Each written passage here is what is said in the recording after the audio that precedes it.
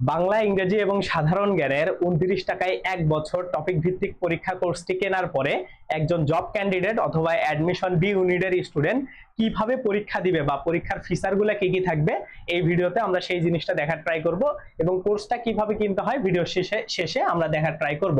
তো প্রথমেই আমাদেরকে আসতে হবে ড্যাশবোর্ড অপশনে, অর্থাৎ এই ইন্টারফেসগুলো দেখার জন্য আমাদেরকে www.nirbhar.net এই ওয়েবসাইটে প্রথমে আমাদের ইমেইল পাসওয়ার্ড দিয়ে সাইন আপ করে নিতে হবে। সাইন আপ করা ইনফরমেশন দিয়ে আমাদের লগ ইন করতে হবে।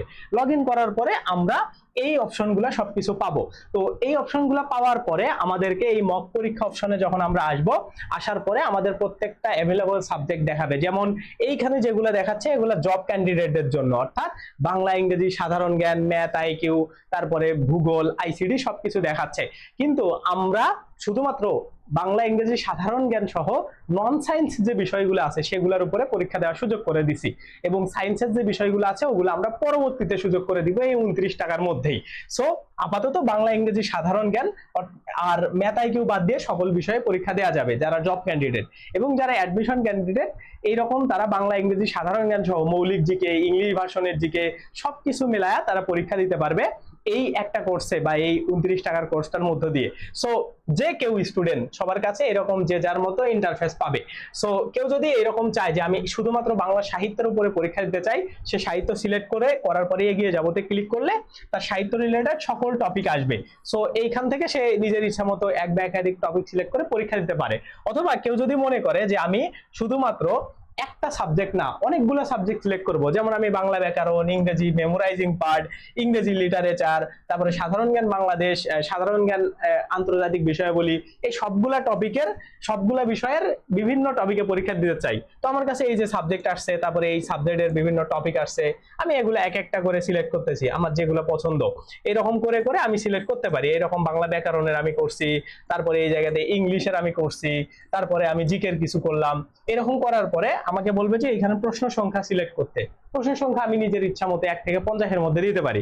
এখানে 25 আছে, 25ই আমি ডিফল্ট রাখবো। তারপরে এগিয়ে যাবোতে ক্লিক করলে আমি যেগুলো কাস্টমাইজ করছি নিজের মতো করে সবগুলা থেকে এখানে প্রশ্ন সুন্দর করে 25টা প্রশ্ন 25 মিনিট টাইম আকারে চলে আসছে। সো এইখানে টাইম কাউন্টডাউন হচ্ছে, একা একা সাবমিট হয়ে যাবে। যদি 25 মিনিটের মধ্যে কেউ সাবমিট না করতে পারে তাহলে আমরা কয়েকটা মেশাই বা কয়েকটা আমরা দাগাই, আমার যেটা ইচ্ছা আমি এভাবে দাগাইতেছি। হ্যাঁ, তো এইভাবে আমি যেটা ইচ্ছা সেটা স্কিপ করতেছি, মানে আমি যেগুলো পারবো না সেগুলো তো অবশ্যই স্কিপ করব। করার পরে আমি এই যে সাবমিট বাটনে ক্লিক দিলে আমাকে এইখানে দেখাবে যে আমি টোটাল প্রশ্ন এই জায়গাতে 60টা ভুল করছি এবং আমার টোটাল সঠিক হয়েছে 2টা। তার মানে আমি 9টা প্রশ্ন দাগাইছি। এই 9টার মধ্যে আমার 2টা ক্যালকুলেট করে, মানে 2টা 2 মার্ক, আর এই 60টার জন্য আমাদের নেগেটিভ মার্কিং ক্যালকুলেট করে 0.25 করার পরে আমার মার্ক হয়েছে, এই জায়গাতে আমার মার্ক হয়ে গেছে প্লাস 0.25, অর্থাৎ এই যে 2টার জন্য 2 মার্ক এবং এইটার হচ্ছে 7 গুণন মাইনাস মানে 0.25 করে আমার মার্ক ক্যালকুলেট করে 1.75 কাটা গেছে। এখন একটা বিষয় হইলো, আমি তো এই যেগুলা দাগাইছি সবগুলা তো উত্তর এই নিচে দেখতেই পাবো। আমি চাইলে এখানে নিচে সবগুলার উত্তর দেখতে পাবো যে আমি এটা দাগাইছি, উত্তর হবে এটা, এইরকম করে সব দেখানো যাবে। কিন্তু আমি যদি চাই যে আমার এই যে যেগুলো আমি স্কিপ করছি বা বাদ দিয়ে দিছি এবং যেগুলো আমি ভুল করছি এই সবগুলা বিষয়ের উপরে আমি চাই পরীক্ষা দিতে, তাও আমরা এই অপশনটার বা এই ফিচারটার মধ্যে পাবো, এই কোর্সটার মধ্যে বা এই প্যাকেজটার মধ্যে পাবো। সো আমি এই জায়গাতে টোটাল যতগুলো প্রশ্ন ভুল করছি সবগুলো আমার একটা জায়গায় জমা হবে। এটার জন্য আমাদের ড্যাশবোর্ড অপশনে আবার যেতে হবে। এই জায়গাতে মিস্টেক এন্ড স্কিপ নামে একটা অপশন আছে, এইটাতে যদি আমি ক্লিক দেই তাইলে আমার সবগুলা আমি যত প্রশ্ন ভুল করছি আমার লাইফে এই আইডি দিয়ে, এই ইমেইল পাসওয়ার্ড দিয়ে লগ ইন করার পরে সবগুলো একাধারে এইখানে চলে আসবে। এখন আমি চাচ্ছি এইগুলোর উপরে পরীক্ষা দিতে। পরীক্ষা দিন যদি আমি ক্লিক দেই তাইলে আমার দেখা যাচ্ছে আমি এই আইডি থেকে এ যাবত পর্যন্ত 766টা প্রশ্ন আমি কি করছি, ভুল করছিলাম। সো আমি চাচ্ছি এগুলোর উপর পরীক্ষা দিতে।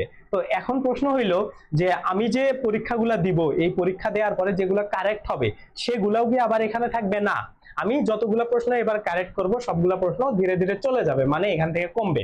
এখানে আছে 766টা, আমি যতগুলো কারেক্ট করব ততগুলো এখান থেকে মাইনাস হয়ে যাবে। এইভাবে আমার এখান থেকে কমবে, আবার ওদিকে ভুল করলে আবার এইখানে এসে জমা হবে, এইভাবে মোটামুটি সবকিছু চলবে। তো আমরা এখানে দেখি কয়েকটা পরীক্ষা দিয়ে, আমি যদি কিছু কিছু পরীক্ষা দেই এখানে, আমি যদি ইচ্ছা মতো কয়েকটা পরীক্ষা দেই, আমি যদি দাগাই এরকম করে পরীক্ষা দেই, এরকম করে পরীক্ষা দেই, দেওয়ার পরে আমার যতগুলা কারেক্ট হবে সেগুলার থেকে এই যে 766 থেকে সেগুলা মাইনাস হবে। আমার দুইটা কারেক্ট হয়েছে, তার মানে আমার 766 থেকে 2 বাদ গেলে কত 764টা প্রশ্ন থাকবে। এখন আমরা একটু চেক করে দেখবো, এখানে আবার সবগুলোর উত্তরও সবকিছু দেওয়া আছে যে আমার দুইটা প্রশ্ন কমে গেছে কিনা। আমি যদি আবার এই জায়গাতে মিস্টেক এন্ড স্কিপে আসি, আবার যদি পরীক্ষা দিনে ক্লিক দেই, তাইলে আমার এই জায়গাতে দুইটা প্রশ্ন কমে গেছে, এই যে দুইটা প্রশ্ন কমে গেছে। এইভাবে প্রশ্ন সংখ্যা কমবে। সো এই ফিচারটা সুন্দর করে এটার মধ্যে ইনক্লুড করা আছে। এখন তো এই জিনিসটা গেল, যাওয়ার পরে আমি চাচ্ছি যে আমার কত র্যাঙ্ক হচ্ছে পরীক্ষা দিয়ে, সেটা আমি কিভাবে দেখবো যে সবার মধ্যে আমি যতগুলা মার্ক পাচ্ছি সেগুলোর মধ্যে আমার র্যাঙ্ক এই যে নিচের এই জায়গাতে দেখা যাবে যে আমার কার কত র্যাঙ্ক, আমি কত মার্কস পাইছি, আমার থেকে অন্যরা কত ভালো করতেছে।